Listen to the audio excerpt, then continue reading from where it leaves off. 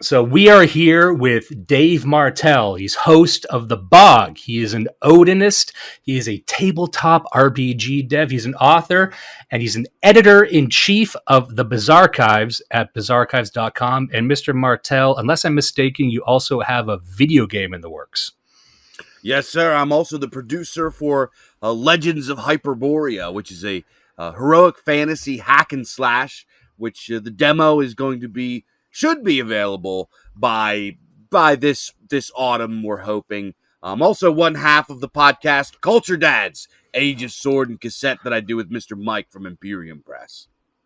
Is one of the better podcasts I listen to. Friend of the show, Mike from Imperium Press. Thanks. This is Dave Martel. Dig it, baby. He is a cemetery man. That's a little bit of a Rob Zombie reference for all the people out there. I'm kind of well known for liking audacious music. You and me both. Yeah, you're kind of like a metal punk guy, right? Well, I'm notorious for only liking like 5 things in my entire life. I like there's just 5 things, and I just get obsessed with them. And I'm probably gonna just be obsessed with those things until I die. And one of them is like old school 80s heavy metal, power metal, speed metal, or whatever you want to call it. I like extreme metal and stuff like that too, but the 80s, 90s kind of speed metal stuff is my jam. Anything that's like Dio adjacent. That's interesting because I'm wading into dangerous waters on this one because I want to say, ooh, I like these bands, but I know with this type of metal specifically, there's a lot of people who get called pieces of shit for liking the wrong band. Yeah, so I'm going to play this. Yes, because like, ooh, I like Metallica. Then I'm going to get shot in the knees. What? So Dio adjacent, and that's actually very in line with I think the types of content that you produce and like in the pulp area because Dio is a lot of sword and sorcery, right? Exactly, yeah. Music is hugely influential on me and kind of my creative outlets and the ways that I approach things. Obviously, there's other types of music that I like. I like, let me think of. I don't know what else I like. Lately I've been getting into like dungeon synth music, and I like, like the classic rock stuff. I'm really big into things like Cream and Eric Clapton, Mountain, Leslie West, Deep Purple. All that kind of stuff. I do love my tenors, Al Martino, Mario Lanza, Frank Sinatra, Dean Martin. I love Frankie Valli and the Four Seasons. Like that kind of era I like a lot just because I grew up with it. But when it comes to my creativity, I love that genre, that the 80s metal, because like you said, it has all of these sword and sorcery themes. I'm a big fan of like doom metal and anything that's kind of in those realms, and they were hugely important and influential for me as I started to become a writer and become a creator and stuff like that. Always, you can go back to my podcasts from 2000. Please don't, because they're really cringy. But if you go to my podcast from like 2008, 2009, I'm putting these themes in there. I'm having like I'm using like sci-fi art, sword and sorcery art. I'm using like royalty-free guitar riffs that sound sort of like Holy Diver. You know what I mean? So it's just been in there my whole life. Since I was a little kid, I've just been a fan of this stuff. Since the first time my grandfather read me The Hobbit. Since the first time I heard Black Sabbath on the album Black Sabbath by Black Sabbath. It's just been with me forever and ever. Well, that's an interesting point you just made about your introduction into this sort of content really came at a young age. So I was very much the same way that in my writing, maybe we actually came at this the same angle. Like music was kind of the first media that I was really, really into in a very, very passionate way. And that kind of bled into writing in a different way. But I remember when I would be writing as a teen, even now, sometimes it would start with inspiration from a song, or if I was writing a script, the music would be very pivotal to the kind of the scene I was writing. And some people might think that's kind of silly or like you're trying to be a Quentin Tarantino, but that's just how I did it. And there's even this comic book, one of the first comic books that I loved was called Scud, the Disposable Assassin by Rob Schraub. And that was interesting because in each comic book, it had a suggested soundtrack in it. And then it's like, and it was kind of weird music that they were into, but like, oh, we put this song as you're reading the comic like a movie. And that just blew my mind when I saw it. I never kicked that habit. And like up until my early 20s, if I was writing a story, I might have like a suggested soundtrack tied to it. Mhm. Not so much anymore, but that's just the angle that I came at from it. It's interesting to hear that someone else had done the same.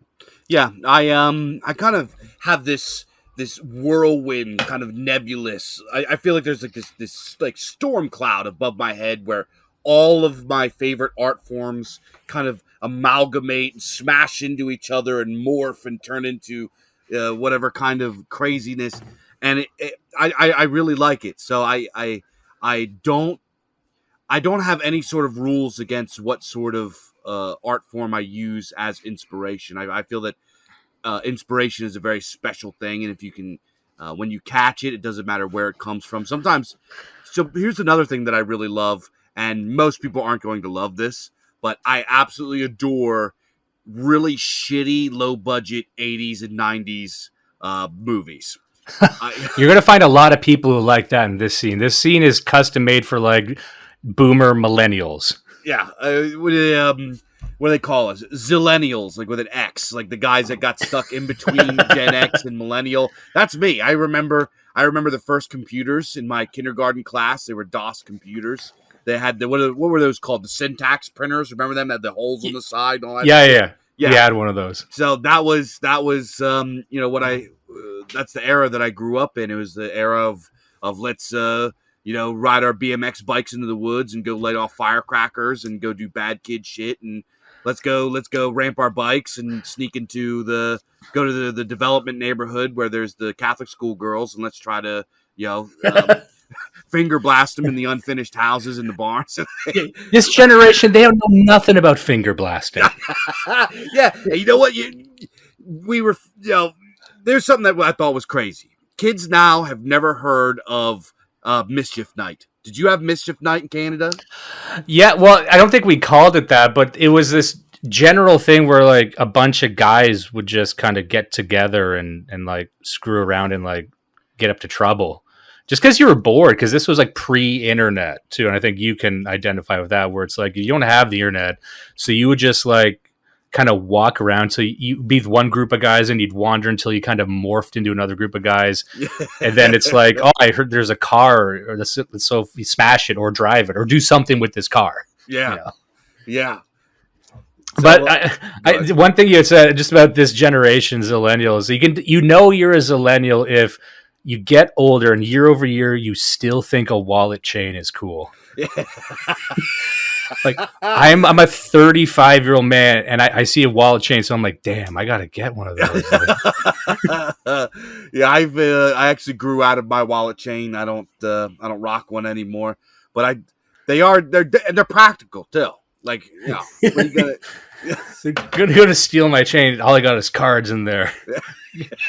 But it's interesting. Yeah, like I know what we're going to talk about really touches on what I think you've already sort of established, which is the importance of being a young person and having access to this sort of thing, having access to not only these experiences and being kind of a young guy and having outlets for that, but like you said, you're introduced to this whole realm by your father, your grandfather reading you The Hobbit, kind of getting your hands at an early age on this sort of content. And in a lot of ways, this sort of content that you like doesn't even exist anymore.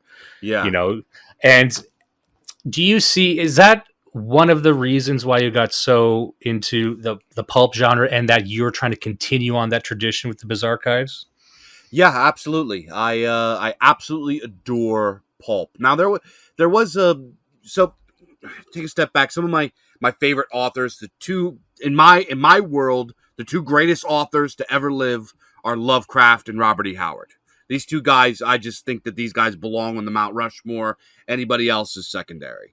So I adore their writing style, and not just their writing, but I love the publications that they came out of. Being a guy that we talked about this before the show started. When we were younger, there was things called zines, right? Guys used to print zines out of their garages and go sell them at the flea market or the the grocery store or whatever. And there was just zines for all kinds. Zine is short for magazine for people, people haven't put that together. But there were music zines. There was like gaming zines. There was trading cards. There was just like zines for everything. Whatever you could think of, any sort of niche subculture that there was, a zine would pop out, kind of being its what are them things that they hand out at church to like teach you all the current prayers or missals or Oh, whatever. yeah, yeah. Yeah, it was like the missals for each of these individual subcultures. Well, as we go into, and Dimes, I know you know about this kind of stuff, but as we go into hypermodernity and postmodernity, hypermodernity, and the regionalization of how we organize kind of dissipates and dissolves, and everything becomes global, and then everything becomes virtual. This kind of renders subcultures obsolete. And out of subcultures is where you got so many of these like wonderful, beautiful, exceptional pretty much every awesome genre, music act, art form that came out and like shook the world was born out of a scene or a subculture, right? You think about we could just take a step back in the 90s, the grunge music. I'm not a fan of grunge music, but grunge music, you can't say that it wasn't. Obviously the heavy metal scenes, the thrash metal scenes, the Norwegian black metal scenes. You got, obviously you got the hip hop scenes and all of this kind of stuff. These were born out of regional subcultures. So coming back around, they started out. It started out maybe like one band or artist or this person or that person, and they were kind of in the same area, and they informed each other. They worked back and forth. They competed a little bit. It was like this little baby ecosystem within culture that was just kind of tucked away in its little valley over here, and grew and grew and grew. And then from this created a fertile soil to bloom genius and to bloom things that were really, really incredible. So coming back around, when I look at the kind of cultural and artistic landscapes that we look at today, I see a landscape that is not only unwelcoming, but is hostile to regionalized subculture and niche culture or like scenes, right? It's hostile to scenes. It wants everything homogenized. It wants everything globalized. And it's not just like there's these actors doing it, but the thrust and the pull of the system is does this. For example, something like Spotify. Spotify is the go-to. It's not Spotify or like Bandcamp or like whatever, right? These things are by their nature, by their design, like the best option for musicians, right? It's Right. much easier to record all your stuff, upload it onto Bandcamp or whatever, and then just kick it out into the ether than it is to what it used to be, which is get your tape recorder, record your demo, duplicate a bunch of tapes, then you go open up for a band at a local bar or venue, sell your tapes for $5 a piece, have t-shirts that you made, get your name into the zine that's in the logo. And it was a lot of work to do that. However, by doing this created like this kind of like contagious echo that existed within like this ecosystem that was very regionalized. With Bandcamp and Spotify, what it does is it kicks it out into the global ether to be forgotten, right? So there's never any sort of, think about it like when you grow mushrooms, you have to get like this like Tupperware container. You close it, you put the spores in there with the peat moss and the soil or whatever you're doing, and you got to spritz your moisture in there, and it creates this like perfect environment for the mushrooms to grow, right? Without that environment, without the darkness and the dampness and the temperature and the pH levels and all that those mushrooms can't grow.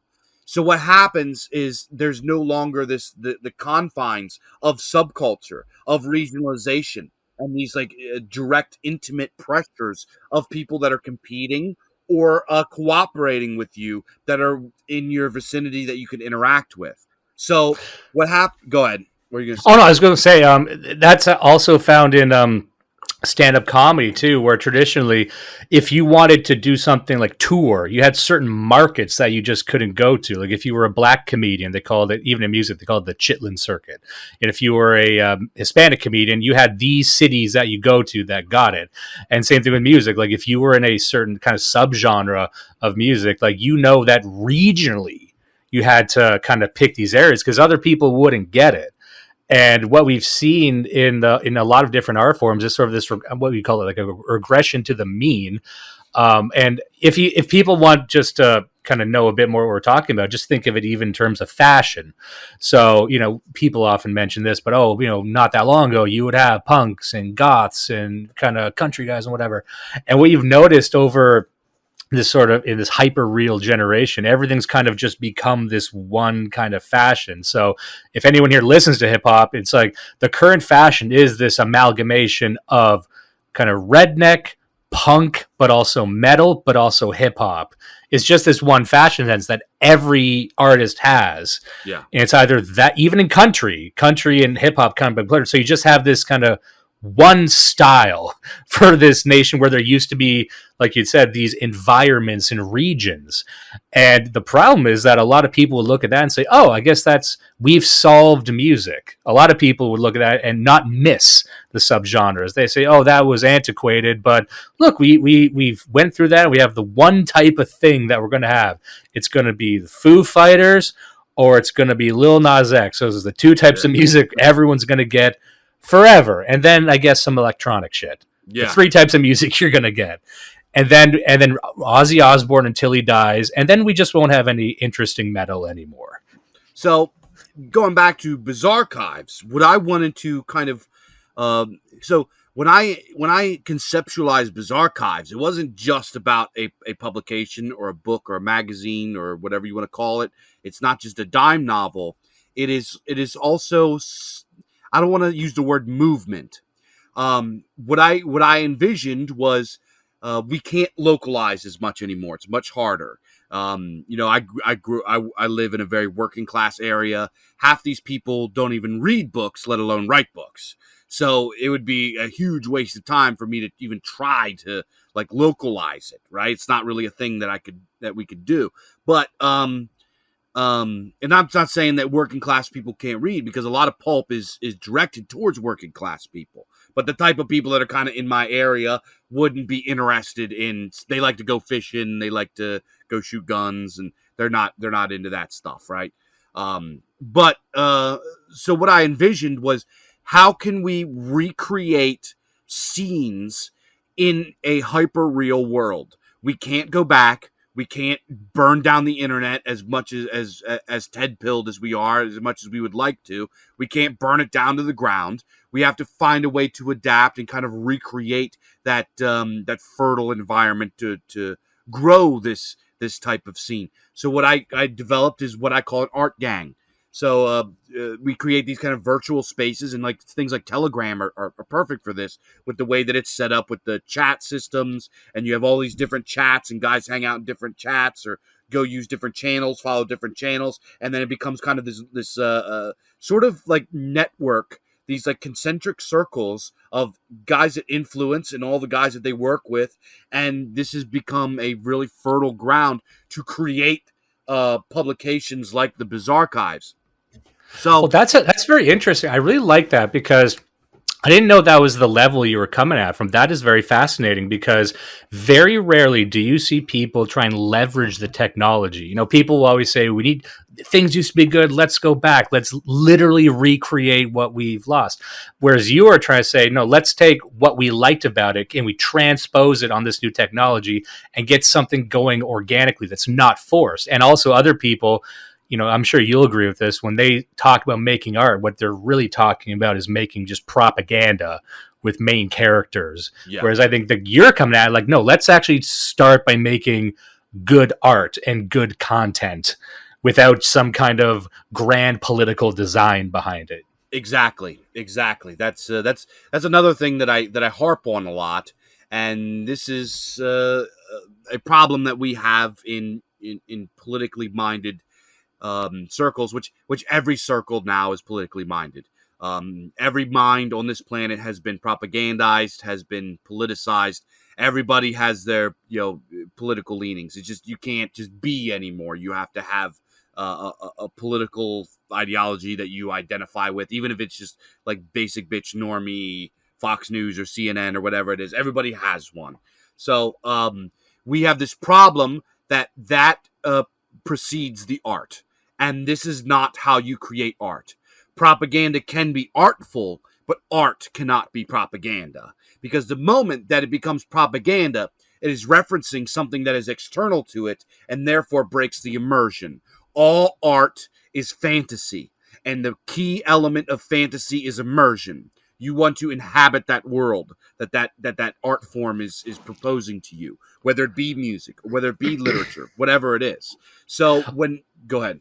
No, I was going to say, I like that you said that, because when you had mentioned the two names on the Mount Rushmore, which would be Robert E. Howard and Lovecraft, I think you are very much in line with them, because when you look at the biography of Robert E. Howard, when you look at the biography of Lovecraft, well, first of all, Robert E. Howard had a fairly tragic life. Anyone wants to look him up. It's a very kind of sorrowful tale, despite what he accomplished later in life. But he died by suicide. And Lovecraft oftentimes seem like a man stuck out of time, but I see these two guys as men in search of something.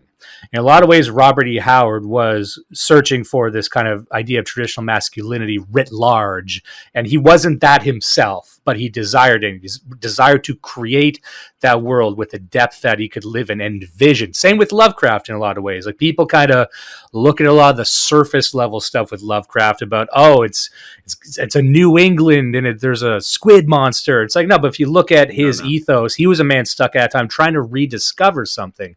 And in a lot of ways, I see you and the good writers doing the same thing, and that's what makes it have actual depth. Yeah, we at least try. These guys you mentioned, Howard and Lovecraft, we gotta keep it. These were like our guys. If they were alive today, they'd be in like Telegram chats or on Twitter or whatever. Spurging out with us, sharing edgy memes. Lovecraft would be so ridiculous on Telegram if he was here. These guys were the proto Spurgs. They came from busted homes. They had toxic relationships with their moms. Raised by single moms, effectively. They had these like huge imaginations. They had these like fringe, edgy political beliefs and views of the day that nobody really understood. Everybody thought they were kind of nuts, right? So it's like they were our guys, and on top of it, they were just like, Lovecraft was turbo racist. Like, he even thought like the Germans were like animals. I know, like, and that's why you would fit in. You go into any Telegram chat, there's going to be guys debating about whether or not Spanish or white. Like, he would fit right in. Yeah. So it's like, he'd be like in the debate whether or not Italians are white. He would be like all in that stuff. Robert E. Howard, like these guys. But the defining element, you pointed something out between these two guys, is I call these guys pulp romantics, because they stood in a time where the modern style, and I don't mean modern like modernity, this thing that we don't like. I mean modernism as an art form. Your T.S. Eliot's, your Robert Frost's, your Ezra Pound's, the reductionist, minimalist style of writing and art. They completely rejected that, both of them. And this was a time where people viewed technology and modernity as a liberating force, liberating them from the hardships of agrarian life and the Great Depression and starvation. They viewed technology and these things as these like liberating forces. And here are these two Spurgs that are like, no, this sucks. This sucks. We have to go back. We have to return. Right? So they very much put this in their writing style. They had this like verbose, powerful, crawling purple prose and like this ornateness and archaic words, and it was about these far-flung worlds and monsters and heroes and like shit that like the regular like the middle class and above, like the learned class, not only did they not get it, they hated it. And they thought it was completely they thought it was just lowly and lowbrow, and they like, we're past that. I can't believe you guys are doing this, right? but they did. And you know what? And like the ancient writing that inspired them, the stories and the sagas and the tales of antiquity, Lovecraft and Howard and those pulp writers, the pulp romantics, their writing and their art had foreverness, right? People are going to pick up a copy of Shadow over Innsmouth in the year 3000, and it's still going to be weird and spooky. Yeah, well, that's an interesting thing. And I think there's a parallel to be drawn between this and architecture because a lot of people will make the same complaints about modern architecture and brutalism specifically. So, brutalism and this sort of like clean, boring lines and geometric shapes is very much like this new style of writing you were talking about. Like, whereas the Robert E. Howards and these romantics were into big cathedrals Yeah. and big ornate Spires things. and buttresses and archways. Yeah, and they'll look at you like, "Oh, you're yesterday. That's dead. Why do you even care about that? What you need is this new thing. It's shitty, but it's new." Yeah. And that's like I completely am with you on that. That I would prefer something that at least attempts to be beautiful because there is a cynicism in the other one. You know, like trying to rebel against beauty or rebel against trying to capture something that's grandiose, you know, like, and these are the people who in their own kind of mutated form now are going back to these old works. They're going back to that and trying to reimagine it for the modern era. And it turns out it's the furthest thing from timeless. In their attempts to be timely and relevant and modern, they've made something that is like candy. It's fluff. It's garbage. It doesn't mean anything. And like you said, you're still going to be reading H.P. Lovecraft in 1,000 years, but all the people trying to like update Lovecraft and do like the modern take on it, it's gone. It's gone. You could have spent $20 million making it. No one's going to remember this. It's not relevant, and people just can't make relevant things. They can just kind of make this what you might call like a hyper real version of it, where it's like I see what Marvel would be the worst example for this. Yeah. You know, they will actually bring forth things that they'll probably make a fucking. I guess that's what Doctor Strange is actually. If Doctor Strange is kind of like the modern attempt to like redo pulp stuff, right? Yeah, well, yeah, they all are. Before we start grinding up Marvel, because I have a lot to say about how lousy Marvel is. When it comes to what I wanted, my aim with Bizarchives and its relationship to politics, because we are political guys, but you know what? The guys that write for Bizarchives, there's like a spectrum, right?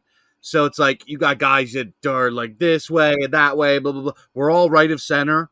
We're all kind of on this side of the culture war, and what I wanted to do is I wanted to get talented, hungry, ambitious, like art-minded guys in the same space and just let them spew their imaginations out and create the best stuff that they can and in bite-sized, palatable ways that people with modern attention spans can get into. And we've had some pretty good success with it, and we're having a lot of fun. We're selling books. We're doing a good job. We're growing and growing and growing. And I'm very proud of everybody. It's not just, I just conceptualized it, right? These guys just kind of picked it up and went nuts with it. And it's growing beyond what I'm even like beyond my influence. There's like pulp Telegram channels and pulp Twitters. And to be fair, I'm not the first one to try to bring back pulp. I'm just kind of like another guy in the line of trying to bring it back and putting kind of my spin and kind of my ideas into how the direction that it should go in. But Well, I was going to ask you this too. Having run, you've got a line of products that are out through the Bizarchives. I believe you have 2 issues out and then 2 other kind of collections that you released, unless I'm mistaken. Yeah. Yep. So we have the next book that's going to be coming out is Bizarchives 3. It's just taking a little while with the art, but we're going to have that out very, very soon. So we have the main titles, which are the Bizarchives Weird Tales of Monsters, Magic, and Machines. That's our main title. And that is a compilation of short stories from various authors from all over the place. United States, England, Canada, abroad, elsewhere, just all over the place, guys that write this kind of stuff.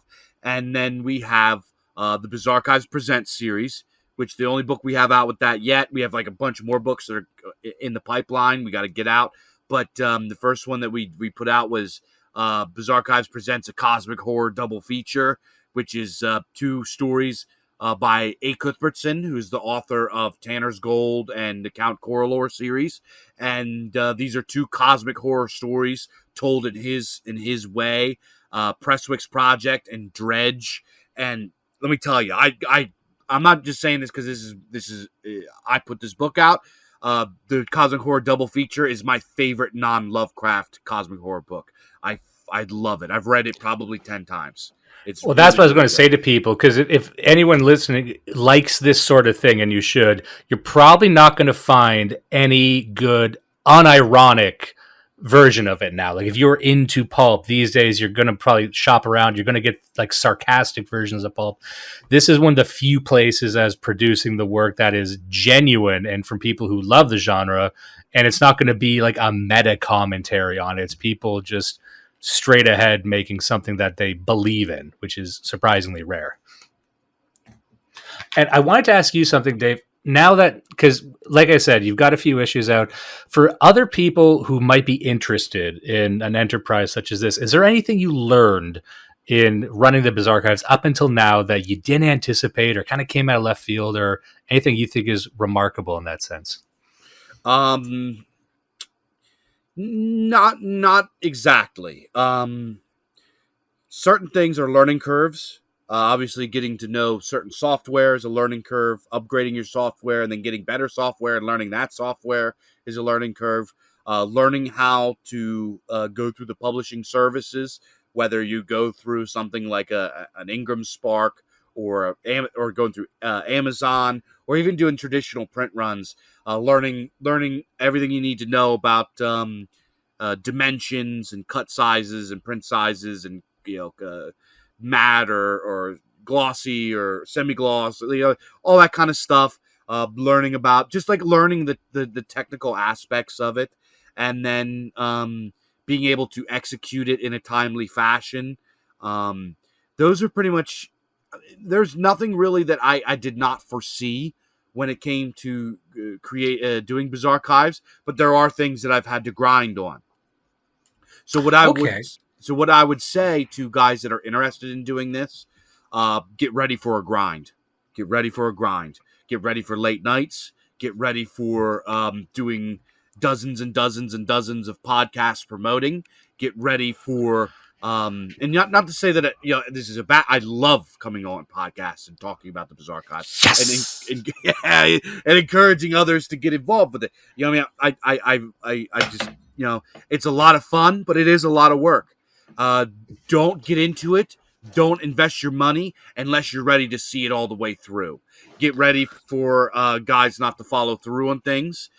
Learn to not don't give people all the money up front, like artists or publisher, like editors or whoever, and don't give them all the money up front, because there are people out there that steal and run off and don't do things on time. Make sure to get into contracts. Learn how to do contracts. Do all the big boy stuff that goes into running a publishing company, and make sure you work with people that you trust. Work with people that you trust, and just grind and work hard and put your whole heart into it. Well, you made a very good point there, because this is something I am also dealing with a short story book that I'm working on. Getting editors, you would be very surprised at how many shady editors there are out there, or ones who just straight up won't do the work or got a chip on their shoulder or something. It doesn't matter what their qualifications are. You'll be surprised at who you get screwed over by. And I've done that in my career too, because I work in marketing. I've worked in agencies, and I've worked with designers and freelancers, and sometimes once they get the money, they just straight up don't do any work, and you're just like and they treat you badly for no reason. So Yeah. I don't think there's a really good way to even predict that. That's No. just like the cost of doing business. I always said, like, in my life, as I've gotten older, I've said anything I do now, I'm going to do it even if I never make $1,000,000 doing it. Because when you're young, a lot of guys are like, I'm going to do this. I'm going to get famous. And, I'm like, you know what? That none of that's guaranteed, especially for guys like us, especially people in this scene. Like, you're lucky if you don't end up in a CIA black site in 5 years just for like wanting to raise your kids or something weird. Yeah. But for us, it's like I'm a writer because even if I make no money doing it, I'm probably still going to be doing it. So if you're going to start an enterprise, don't start it thinking you're going to get rich. Do it the way you're doing it, which is know it's going to be a grind and learn to love that part of it. Yeah. Because doing that, suffering doing that, that's a bit of good suffering, we like to call it. Get on your hustle, dude. Let me tell you, publishing is this is not an easy market. There are a lot of people doing it. There are a lot of people that have more capital than you do. There are a lot of people that it's just you got a lot of competition. And when it comes to working with people, find guys that are trustworthy, that do good work over and over again, that love it like you do, and take care of them. Pay them the rates that they ask for. Just keep good guys close by. Keep them on speed dial. Keep them with frequency of work the best that you can. That's what and the hustle is the biggest, dude. I keep books in my trunk, and anybody I see that I think I can strike up a conversation with about it, I will. If you're wearing a Star Wars shirt or a certain heavy metal shirt or some kind of shirt that has to do with sci-fi or horror, I actually sold a couple books to a guy at a gas station a few weeks ago because he was wearing I think it was like a Freddy Krueger shirt or something like that. And I struck up a conversation with him. He heard of Lovecraft, never really read it. And I was like, hey, I got these cool books. I'm a publisher. You know, and I talked to him. He bought 2 books off of me, just out of my trunk. I'll sell you books out of my trunk. I'll drop my books on bookshelves at thrift stores. Like I you know what I mean? I'm a hustler. You're capturing that same spirit that we were talking about with the music of trying to, shuck and jive on the street and sell it out of your trunk. This is what you do with tapes back in the day, and obviously you don't do that anymore. But I think that there's something to that, and there's something about it being books. Because I don't know about you, but for me, I actually need the book itself. I'm not a huge fan of EPUB or Kindles or anything like that. Sometimes that's just me, but I also think it's easier to sell books because it is a product, and for a lot of people, attaching a dollar value to a document just doesn't make sense to them. But for me, I'm obsessed with the actual production of the book itself. I'm very much into that. I'm very much into weird stuff about paper type and ink type and what the cover's made out of. I know this is something that Mike from Imperium Press and the people at Antelope Hill are big into too. I love the production on Antelope Hill books. But I'm like, see, to me, that is the magic. And I think that's where these endeavors can succeed, is if we treat it almost like vinyl records. Like what we're selling is the physicality of the thing, and how good can we make the actual product as well. Make sure it's made to last, not like some of these other books that fall apart, in a couple of years, but like making something that is actually it's designed to stand the test of time. And that's where I think traditional publishing has got some kind of magic to it. I don't know how to describe it, but I just think it's cool, and it's something no other media type has. Music sure as shit doesn't have it. Music is just people get for free, but I think there's a way to like invest so much in the physicality and bring people back to that. Yeah. Because that's something that I'm always going back and forth at. And this is something I was going to ask you about your thoughts on the publishing industry embracing new technology. And this is something I was thinking of when I was trying to run my own little independent publishing thing, like, I don't know, like a decade ago, which is like, okay, is there a way to make this more mesh with people who are into TikTok and stuff? Can I make this something into a video form or audiobooks? Is that the next big thing? This was back then. And so I wanted to ask you, is like, do you get excited about new technology in publishing, or do you still hold that flame for the traditional printed book?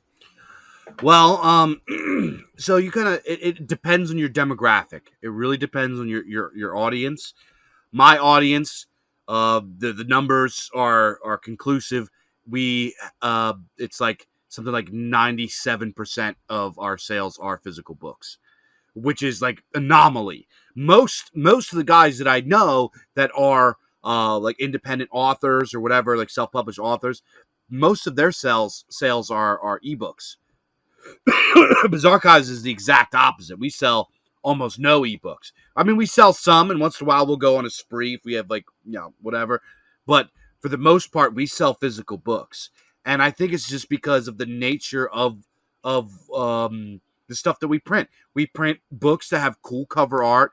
We print books that are bite sized. We print books for guys that like to collect things, guys that really like vintage things and retro things and kind of kitschy pop culture obscure stuff. They like to collect it and they like to have it, right? So we're selling media to people that like to collect things and have libraries and cool stuff like that. And also we are a pulp publisher, meaning that we are purposely trying to make things with lower price points.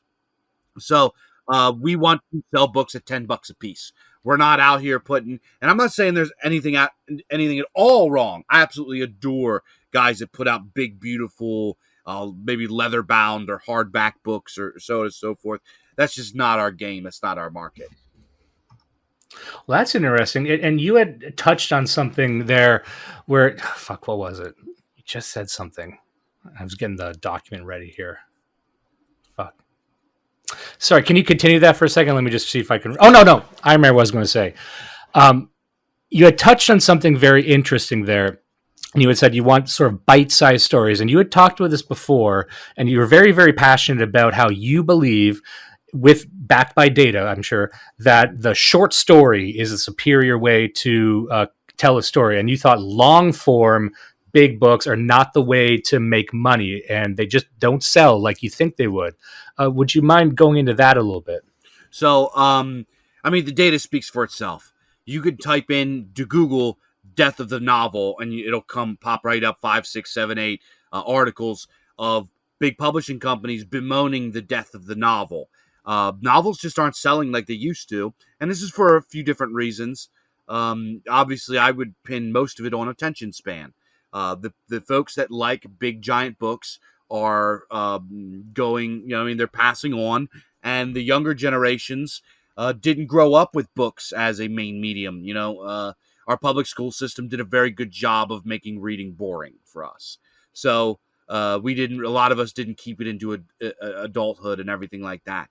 And publishing has kind of created this niche kind of market of people that buy books. It's for like nerdy, stuffy, and pseudo intellectual type people that they think should read these books and all this kind of. And they've kind of left the regular Joe Schmo behind.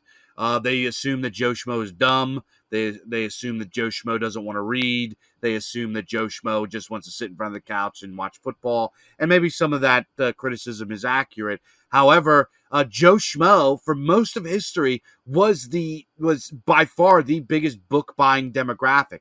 And we're seeing books starting, and then there's books are on the way out. Everybody wants digital stuff now. That's just not true. That's just not true. Amazon put out their data pretty recently. Their book sales are increasing every single year. Over the last 10 years, book sales have like doubled. People want physical books. They like shorter books. The shorter books sell better. And historically, the short story was the bread and butter of these old school publishers. There's a reason that they call it the golden era of fiction. It's not just the golden era of fiction because they were the best stories. In fact, most of them weren't the best stories. A lot of the stuff that was put out there in this era was pretty amateurish, was a little clunky, was a little rough around the edges. It was the golden era of fiction because they were selling so many damn books. They were selling like let me put this into perspective for you. Weird Tales magazine would often sell 100,000 copies a month. 100,000 copies. Yeah. This is a time where this is during the Great Depression. And they were like one of like hundreds and hundreds of publications during that time. And they weren't even the biggest one. Now they were pretty middle of the road. This is how much this stuff used to sell. So if Joe Schmo read that kind of stuff back then, we could at least get him reading a little bit of something now. So that's kind of the way that I look at it. I think in big pub, corpo pub, they're crashing and burning. Meanwhile, Amazon self-published authors that are putting out short stories and short form books and novellas are crushing it. These like you go look at for example like Penguin Books or Tor Books. Tor Books is a great example. Tor Books is like going downhill fast. It is hilarious how bad Tor is doing. Terrible. They're terrible. They some of their authors that you will find in Barnes and Noble and stuff, they don't even beat the Bizarchives. And we've been around for like a year. And let me just say, for people who want some context, it might sound strange, the stuff we're saying, if you don't know how the modern big name publishing industry is operated. So just to give some context in that, your average big book, oftentimes published by Tor, it's an entire house of cards of lies, because oftentimes they will buy their own books to inflate the numbers to end up on certain lists. Then it's kind of like, what do you call it? It's not a pyramid scheme. It's like basically just a scheme to inflate the importance of a book, hoping that people will look at those numbers and then buy it. And oftentimes, those people don't even read it. Like, there's this whole epidemic in the industry of people who buy books they don't even read. They're just kind of prestige purchases so they can have around. Whereas what you're doing, and this might sound hilarious that this is a unique thing, but you're writing for people who read things. Yeah. And you have to realize how much of the publishing industry is not written for people who read, and no one who reads but it's just this cycle where people hand books to each other and then numbers arise and they say it's a success and somehow money is generated, except it's not. Because really what's keeping these big publishers alive, well, it's old pulp stuff a lot of the times, like Tor Books, which is the legacy publisher of some of the biggest books. It's kept alive by like Orson Scott Card. It's kept open by like stuff that was published in the 60s. Yeah. That still sells really well. That's what's keeping the fucking lights on. It's nothing new. For the past few decades, nothing has been selling, which is crazy if you think about it. However, I think that presents a lot of unique opportunities for people like yourself and other independent publishers, because the people who like reading things are just begging for something. Yeah, big time. It's doable too for guys out there that might think the Bizarchives, on 4 different occasions we made it into the top 100 seller list in different genres, in cyberpunk, in dark fantasy. These are genres that have perennial bestsellers from guys like Stephen King and like Neuromancer is in there. Like, there's like perennial bestsellers that you compete with in this, and we made it for like not a whole like 2 days we were in there, but still the fact that we cracked the top 100 is like a big deal that shows we can do this. It is possible.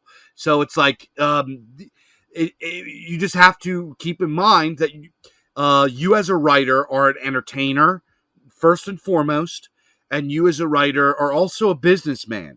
You got to keep this in mind. You got to look at your demographic. You want to write stuff that people want to read, and this goes into format as well. So we put all of this in together, all of my ideas, I put them in together, and I was like, this model of the pulp book, obviously Bizarchives looks a little bit different than if you pick up an old copy of Argosy or Amazing Stories or something like that. It doesn't have the ads in it. We might start putting some like ads from our buddies that are doing stuff like that, or we might start working some of that stuff in there. But for the most part, it looks like a modern book, right? Except it's got a little bit of art in it. And we put it all together, and it's working.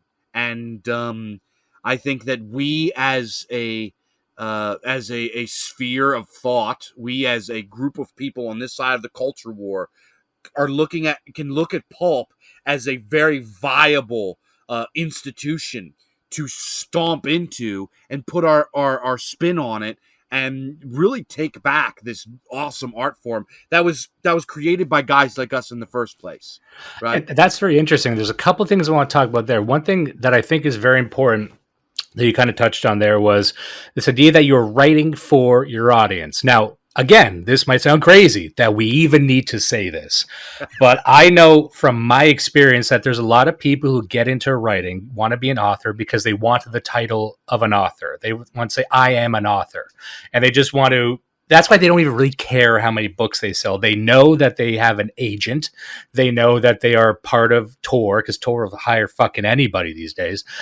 And then they don't care about the numbers. They don't actually care if people are reading their books. So it's a prestige thing. Yeah. Whereas what I find interesting is actually writing for the people. What do the people want to hear? Who is your audience? A lot of people don't know who their audience is.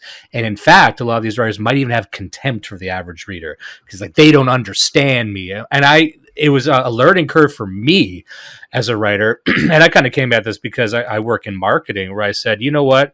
I actually need to. The reason I'm doing this is to tell stories to people. I can't get lost from that. I can't deviate from that and turn this into an identity thing.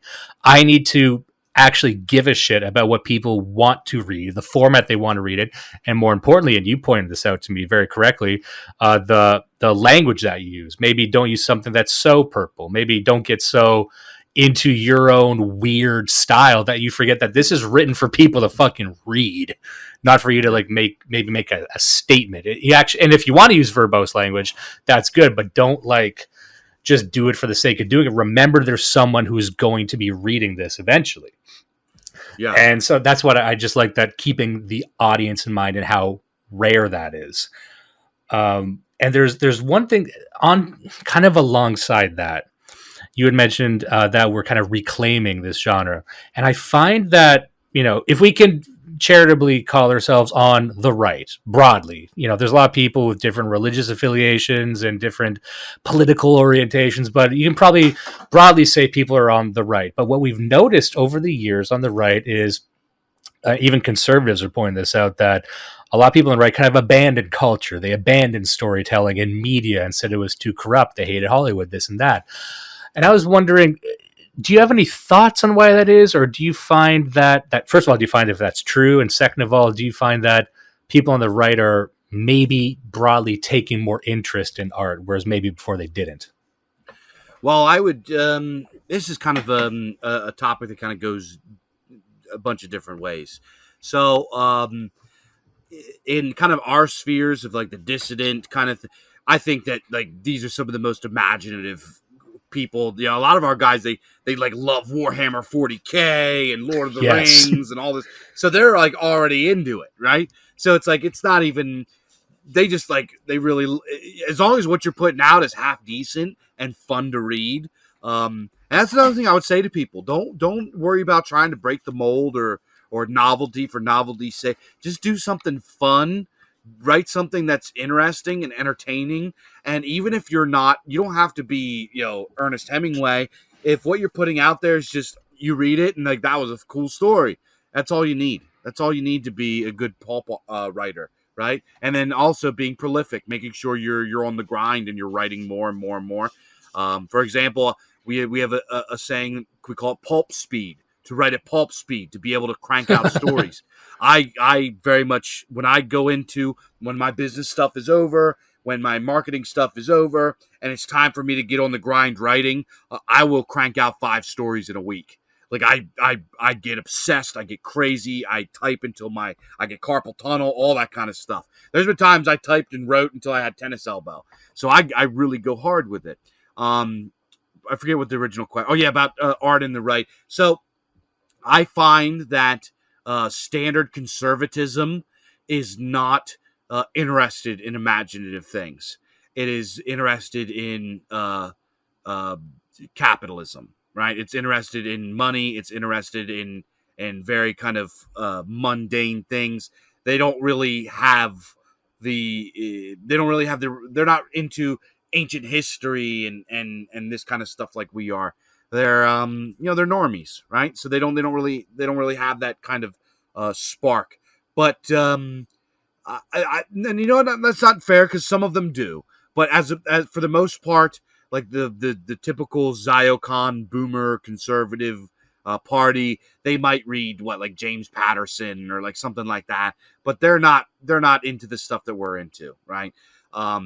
Which I think is the way to go. So, as I just far want as to like say it is conservative, funny that when some of these conservative guys will write a book, like I know Ben Shapiro wrote a book and Glenn Beck wrote a book, it is very much like, what if a Fox News commentator had a gun? You know, like I'm like, these aren't really stories. This is like, what if me, Glenn Beck, had to like find a nuke? I'm like, you're not getting it.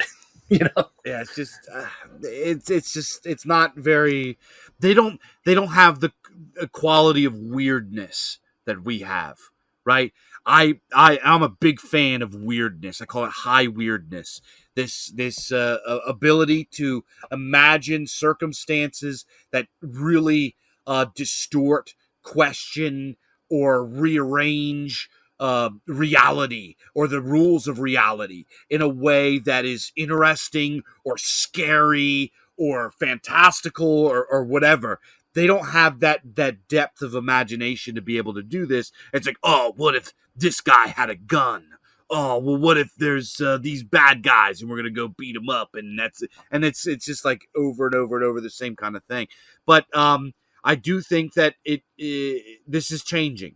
This is changing. And I will make the argument that like the early incarnations of, like, I guess you could say, the dissident right, and 2015, 2016, 2014, those years, that we were originally kind of an art movement, with the creation of memes and like I That's a good remember a lot point. of those, the Pepe stuff started coming out. A lot of these memes, they didn't even really like mean anything besides like just being weird. They were just weird and silly for the sake of being creative.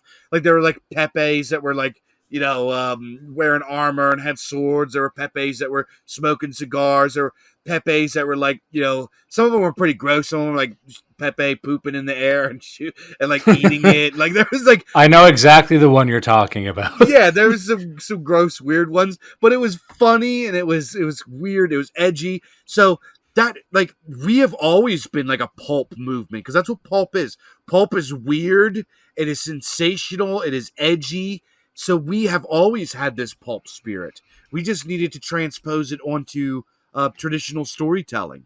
So I think that it's always been with us, this weirdness and creativity, that traditional conservatism just didn't have, because it was vanilla and it was boring, and they were pretty much just bred out of like the church ladies of the 80s and 90s that thought that Dungeons and Dragons was teaching kids how to commit suicide or like whatever they were doing. Dragon D. Snyder into court, whatever they were doing. There was like, they were bred out of that very vanilla Protestant kind of sanitized culture is where they came from. So when you come out of that, you don't really have the sauce, right? And I think that we are different. We're built different. We got the sauce. So Well, go ahead. and I think you said an interesting thing there where you touch on how it's about like these what if scenarios on how to start writing. And that's something that I had done myself, which is a lot of people get attracted to pulp and get attracted to these genres because they love what if scenarios. And I think your quality of a writer will be defined by how big of a what if scenario can you imagine. And in a lot of ways, world building is the extension of that, whereas like I'm going to create an entirely fictitious world and then create what if scenarios within that, so it's an extra Yeah, layer of I am complication. actually I actually am pretty world build. I think world building has become a detriment for writers. I'll be honest with you. That's Um, interesting. Okay. yeah, I find that world building is tends to be unnecessary. You get these guys that sit and build these gigantic worlds they have these epochs and these ages and all of these different people in it and this and that, blah blah blah. And I don't think that people should waste their time doing that, because the reader doesn't even like really know about all this kind of stuff. I think that you should have a basic, vague idea of what the world is about. Take your characters, throw them into the world, and as they interact with the world, let it develop through their actions. And this is how Conan was. The age of Hyperborea and all that kind of stuff. That wasn't fleshed out until after he died. He didn't ever do that. You know what I mean? Same thing with the Yeah. Cthulhu mythos. Cthulhu mythos wasn't even like a word until like after Lovecraft died. You know what I mean? These are guys that through their characters and stuff, and they told story, and through the action, through movement, through storytelling, did you get like pieces of the world that you could put together as a reader. It's funny that you mentioned that because I find science fiction might be the worst at this. Fantasy would come to mind, whereas I think people they heard about how J.R.R. Tolkien created a language. Like I got to create my own language too, but you're not doing it with the insight and care that he did. Like J.R.R. Tolkien put so much work into his world, and a lot of people say, "I'll do that. I can make up a new type of guy and make up a bunch of fake history," but it doesn't have the depth to it that he does. But I think it's interesting that we talk it, in my own writing. I try to avoid doing what sci-fi authors do, which is like, oh, I'm writing a story, so I got to start drawing spaceships now, and I got to get some graph paper. I'm going to spend hours and hours. I know nothing about engineering. I know nothing about anything, but I got to make sure that I design ships for this thing when it's not necessary. You don't need to invent a new type of propulsion usually because you probably don't have the ability to understand the quantum mechanics that you're playing around with. So just have fun with it. Maybe leave some gaps. It's not important to like try and sound smart.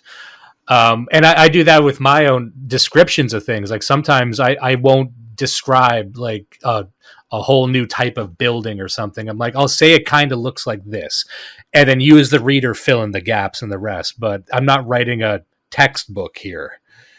But Yeah, that's what some people get into it for. They just want to fake sound creative, and that's a whole different type of complaint there. yeah. I actually, I'm not a big fan of outer space sci-fi. I like Earthbound sci-fi. I like sci-fi with like mad science. I like cyberpunk. I like I like science fiction that is, in my opinion, properly science fiction, meaning that it has this this spirit of Luddism in it. Because originally, science fiction, when you read the first stories of science fiction, H.G. Wells, Jules Verne, you get into guys, even like, you get into some spacey kind of stuff with L. Ron Hubbard and like those guys. But those like early science fiction writers, they were writing science fiction from this position of uh, uh, science and technology is something that we should be concerned of. We should be concerned about where it's going.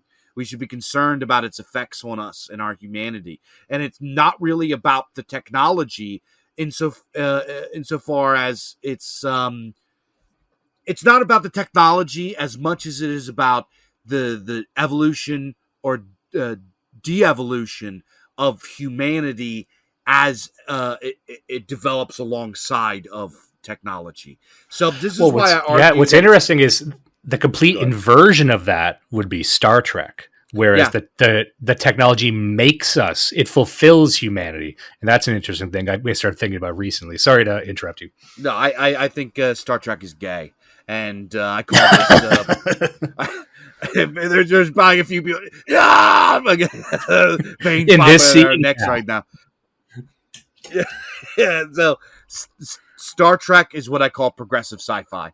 It comes with the presupposition that science and technology has cured all of the problems of humanity, and now we're exploring space in this happy-go-lucky, multicultural, gay space communism, and everything's hunky-dory, and we're going to solve even more problems just by learning more and knowing more and being exposed to more cultures and more. That's the entire like premise of Star Trek. And I think it's fake and gay.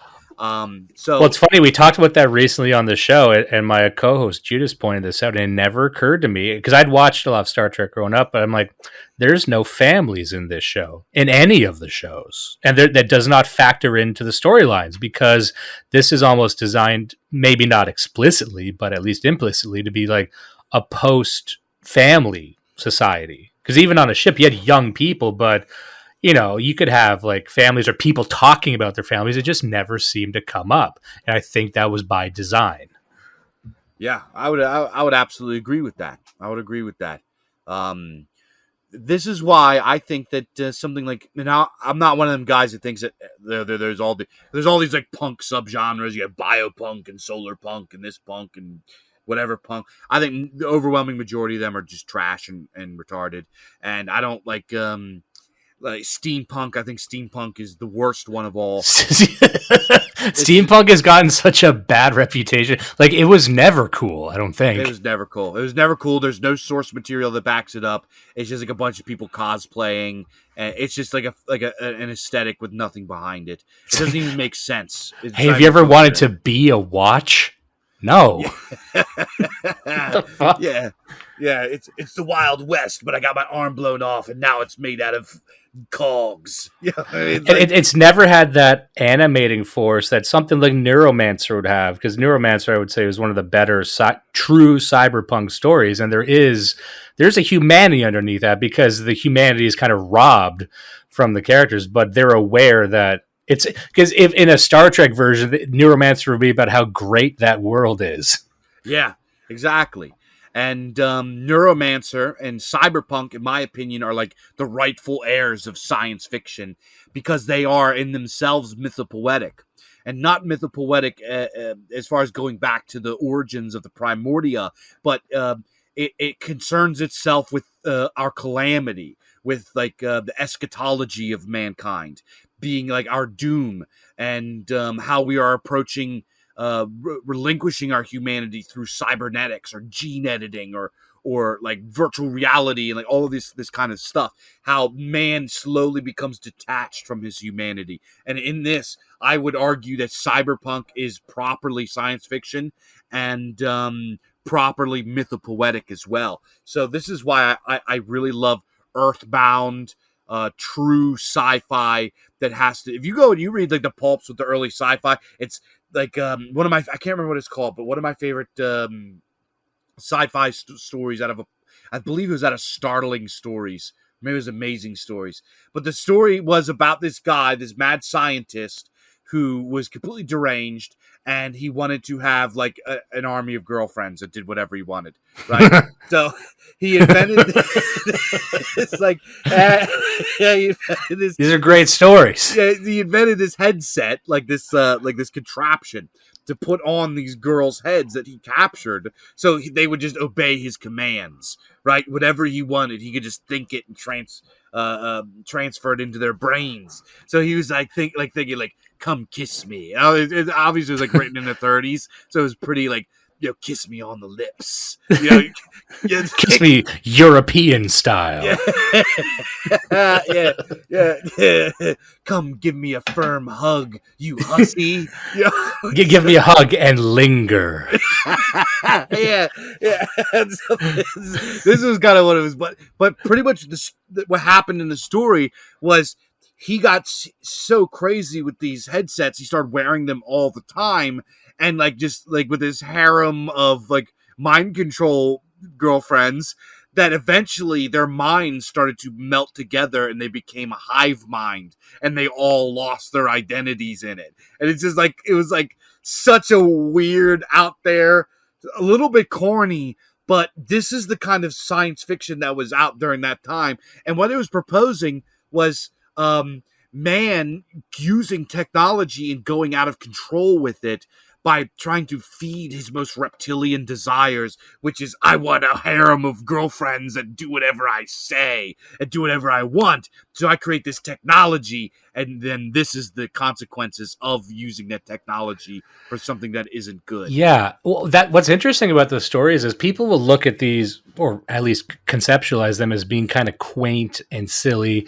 But if you go back to these stories that are written in like the 20s, the 30s, you will find fairly brutal stories and fairly high concept stories and these really interesting what if scenarios, because people probably think, oh, it's just like some kitschy Twilight Zone stuff. Like, no.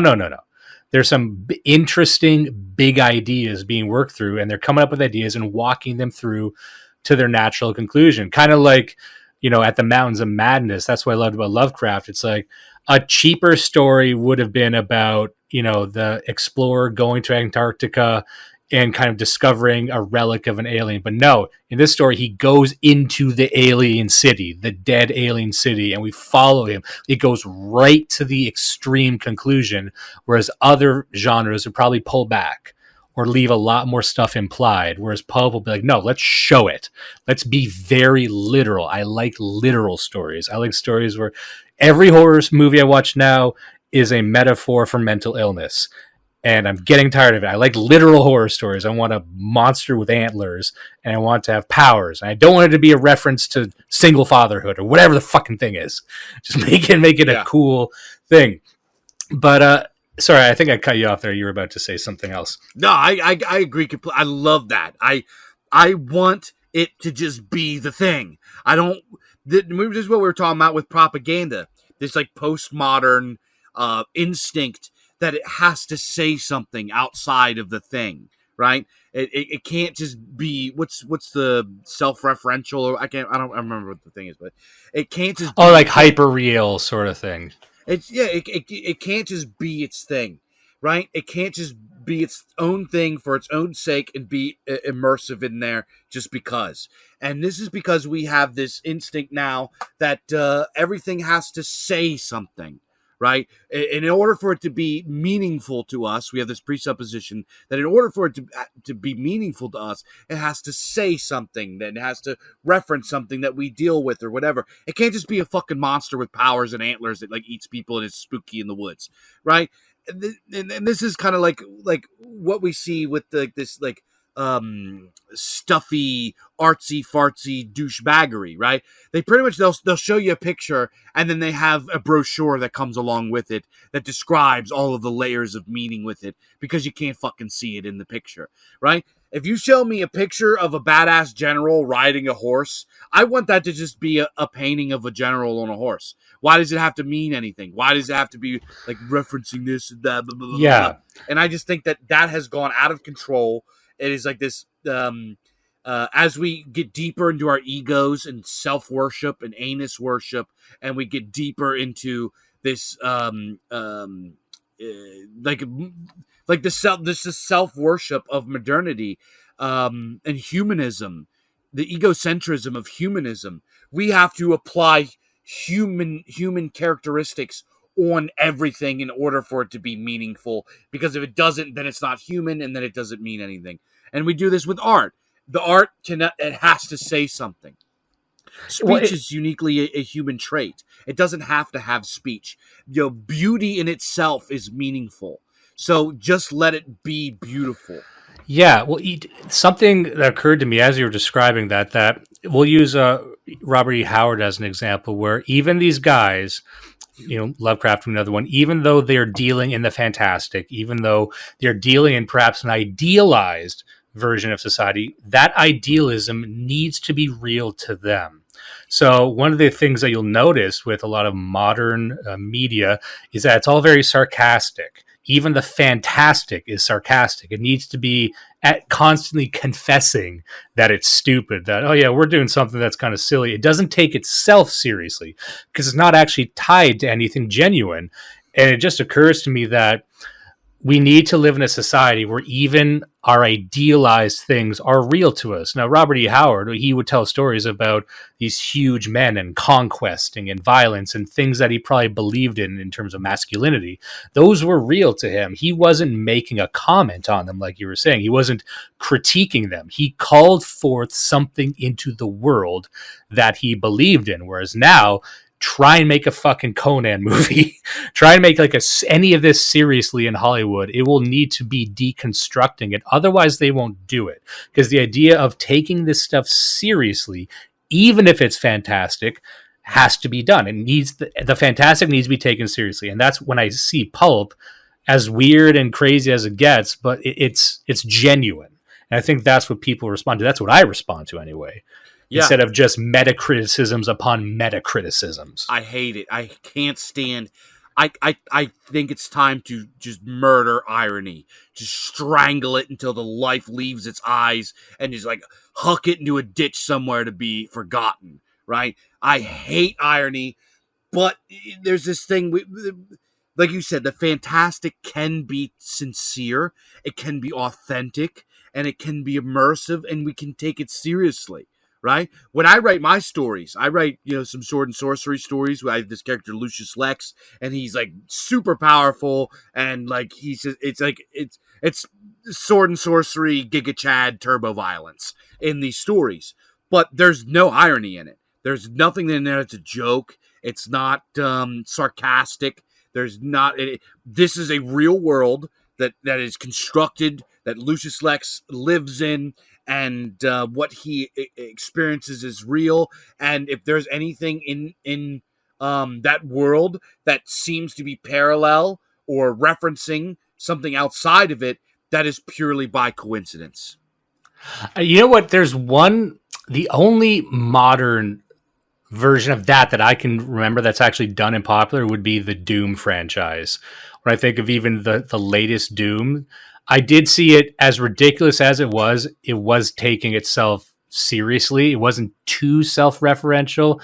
It was about this like giant silent killer who just hates demons more than anything in the universe, and the only reason he exists is to kill demons, and that's all it needs to be.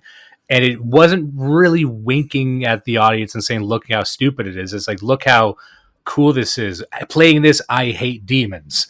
I want to rip a demon's head off. Based. That's how you do it. That's Pulp right there.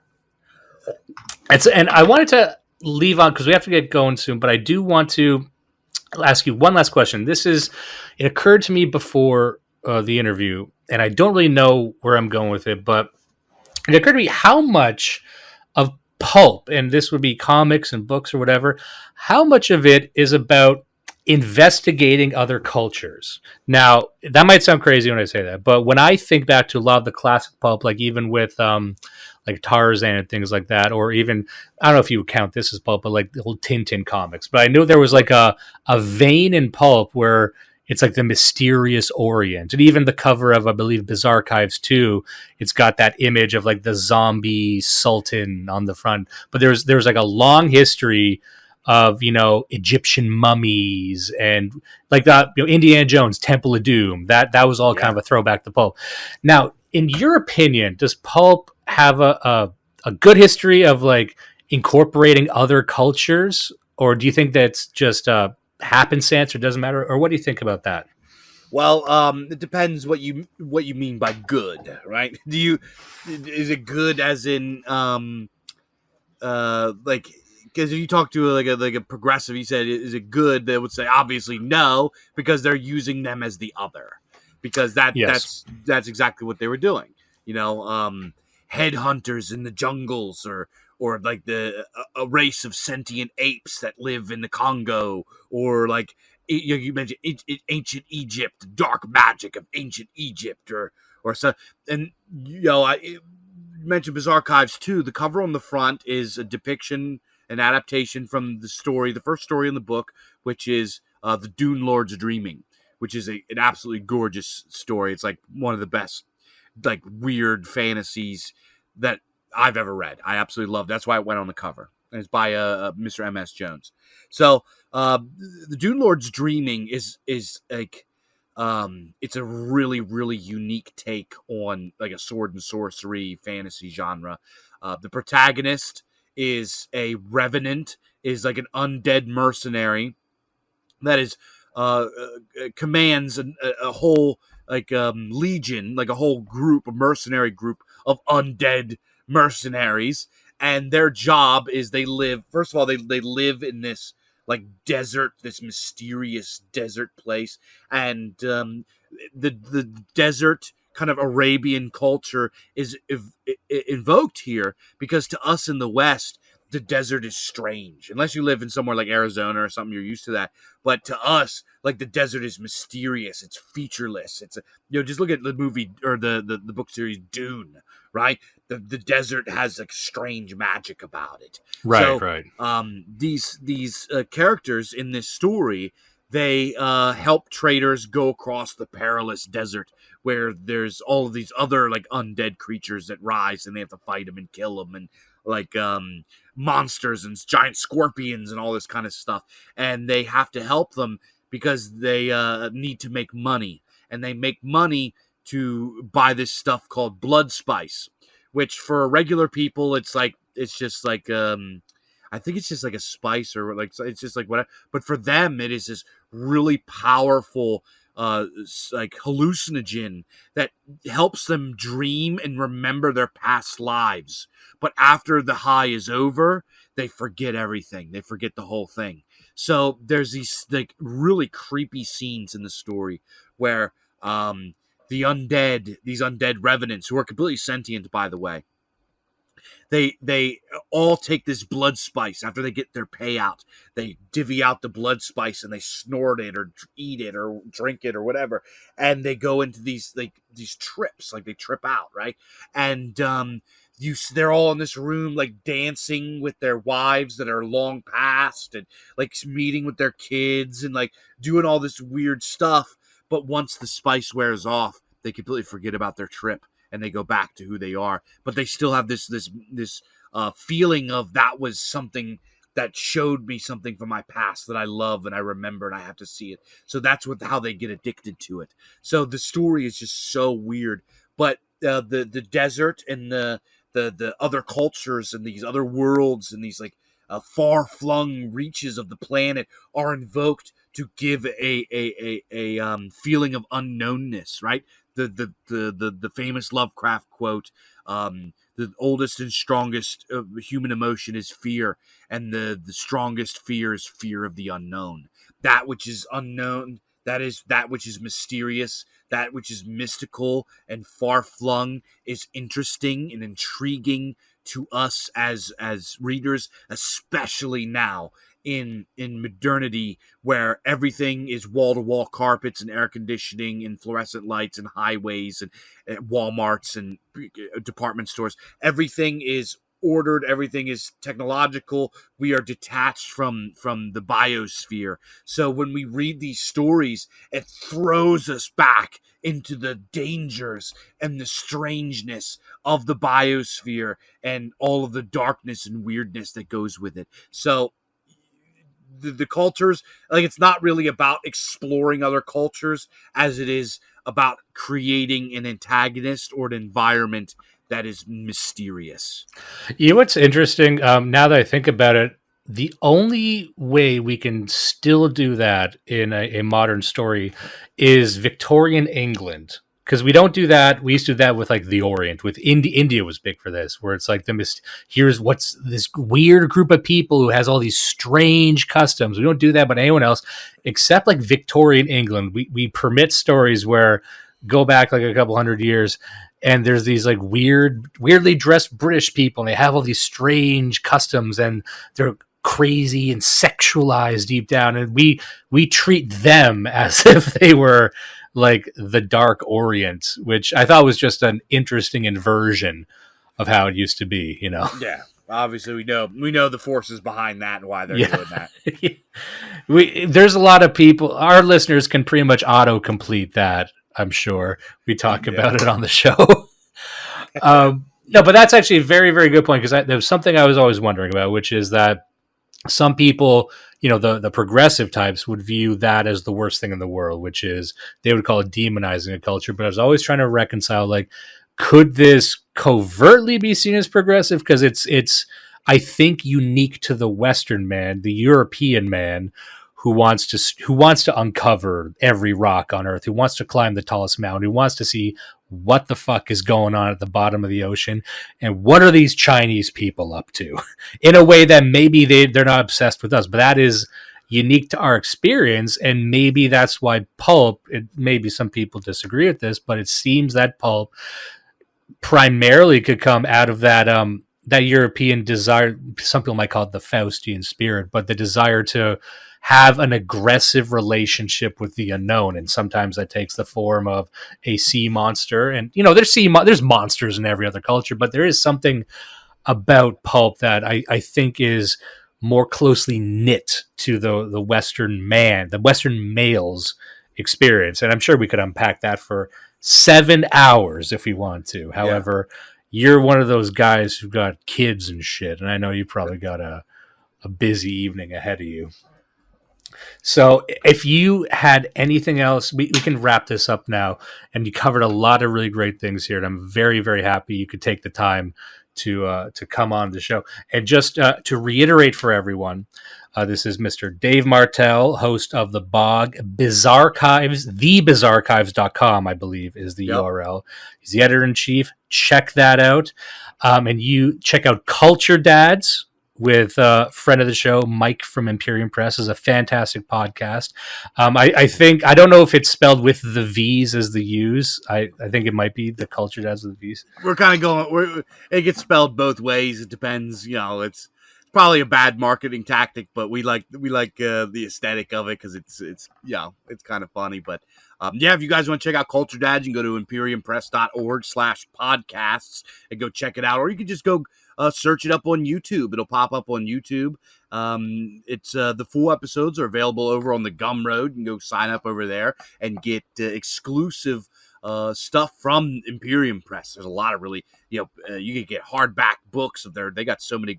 I love Imperium Press books. I have like a whole shelf of Imperium. Oh yeah, we've covered quite a few on a lot of them, and a lot of Antelope Hill, a lot of Arctos books as well. One thing quickly, so to purchase the Bizarchives, you can go to bizarchives.com. Would you prefer people buy it from your site? And I believe it's available on Amazon. Do you have a preference where they purchase it?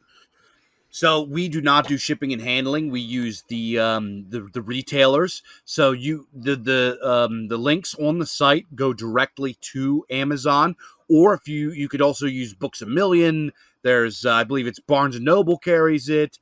If you're in other countries, just use whatever book retailer you're comfortable with or you like, and it should be available there. So far we have Bizarchives 1 and 2 available, as well as the Cosmic Horror double feature, and also Man in the 25th Century, which is it is the first two novellas written by Philip Francis Nolan that inspired the iconic character Buck Rogers. So it's the first two stories there, and you guys are really, really going to like that. It's edgy. It's the editor for Amazing Stories said that it was prophetic.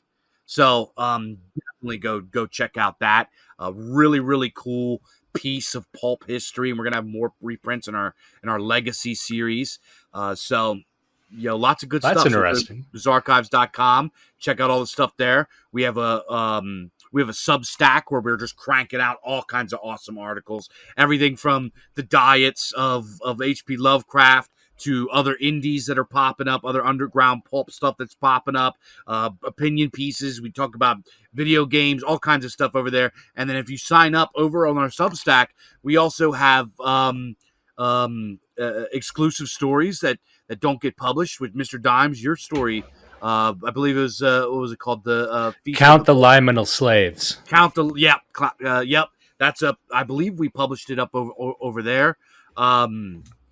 So we have exclusive stories, and we also have a series called Paranormal Transmissions, which is people that really experience the paranormal and they write their accounts, and some of them have been really, really cool. I think I'll submit one to that, because we had a couple stories on the show early on where we talked about strange. I to this day I can only say that it's paranormal. I've tried to dissect it as much as I can. I'm like, no, that only makes sense that was a ghost. So I might write something for that. Write it up, send it in. We got stories. We got Bigfoot stories. There's UFO stories. There's ghost stories. There's all kinds of stuff in there. Some poor bastard saw a shadow man when him and his fiance were on vacation, and he told the story of that. They fled screaming and yelling. He was just driving through Detroit. I saw this a group of shadows. But I was wanted to say to people, this is in our scene. There's a lot of people who might feel defeatist. They might feel black-pilled. But I would say that indie publishing like this presents, in my opinion, the best entry point for someone to do something that is culturally relevant. And I think that, for people who feel like they're not fulfilling themselves, they're not making their mark on the world, I would say there's quite a few venues just like Bizarchives who are accepting submissions. And I could only recommend that people get involved, start writing. You can do it with whatever device you're using right now. You'll have way more fun than you think. And you don't need to go crazy and start a business just yet. Just try putting your pen to paper and join one of these groups. And I think this will sound funny.